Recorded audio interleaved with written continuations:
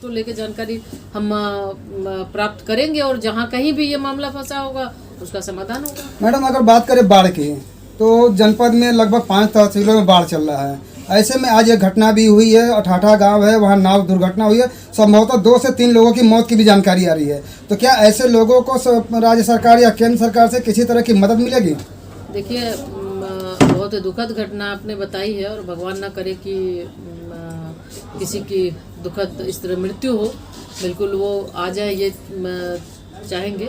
और बाढ़ के वजह से हर साल परेशानी होती है और राज्य सरकार की ओर से भी योजनाएं हैं। राज्य सरकार अपने स्तर से मदद करती है और निश्चित रूप से देश के प्रधानमंत्री जी भी लगातार इस तरह की घटनाओं को पे वो चौकन्ना है, वो देखते हैं और भारत सरकार के माध्यम से भी इस पर मदद वो करेंगे। एक गांव है अठाठा, ये सेवराई तहसील में पड़ता है और रेवतीपुर थाना क्षेत्र अंतर्गत पड़ता है। आज शाम के टाइम गांव अठाठा के कुछ लोग उस नाव से आ रहे थे और ये घटना लगभग 5 बजे के आसपास की घटना बताई गई है। इसमें हम लोगों ने जाके स्थानीय गांववासियों से बातचीत की है। हम गए थे, हमारे साथ एसपी भी थे और हमारी पूरी टीम थी वहाँ, एडीएम, एसडीएम, तहसीलदार, इंस्पेक्टर सभी लोग थे वहाँ। हम लोगों ने भी गाँव वासियों से बातचीत की, ग्राम प्रधान थे और सबसे बड़ी बात ये कि हम लोगों ने नाविक से बात की जो उस नाव को चला रहा था। घटना ये है कि जिला प्रशासन की तरफ से ऐसे गांव जो जहां गांव के आसपास पानी लगा हुआ है, गांव के लोगों को आने जाने में कोई परेशानी न हो, इसके लिए नावें तैनात की गई हैं। ये जो नाव थी मिडिल साइज़ की नाव थी जिसमें आराम से 25 के आसपास लोग बैठ सकते थे। नाविक ने बताया कि इस नाव में कुल 17 लोग बैठे थे, जिसमें 4-5 महिलाएँ थीं और बाकी पुरुष थे, 4 बच्चे भी थे उसमें। कुल मिला के 17 लोग थे।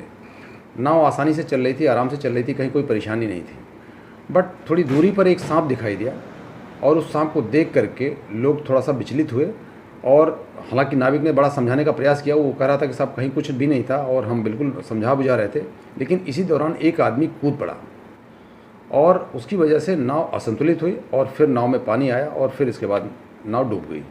लेकिन चूँकि गांव के आसपास ही था, बिल्कुल गांव से आबादी जो गांव की है उससे करीब 40 से 50 फीट की दूरी पर, 40 से 50 फीट की दूरी पर बिल्कुल गांव से सटा हुआ है और वहाँ दुर्घटना हुई। और वहाँ का पानी बिल्कुल स्थिर है, एकदम लेक जैसा पानी है वहाँ, बिल्कुल कोई करंट नहीं है, लेकिन आसपास झाड़ काफ़ी है वहाँ। और हमें लगता है कि बिल्कुल दुखद घटना है, ये होनी नहीं चाहिए थी। नाव में कैपेसिटी अच्छी थी, पर डे वो 25-30 लोगों को लेके आता जाता भी था।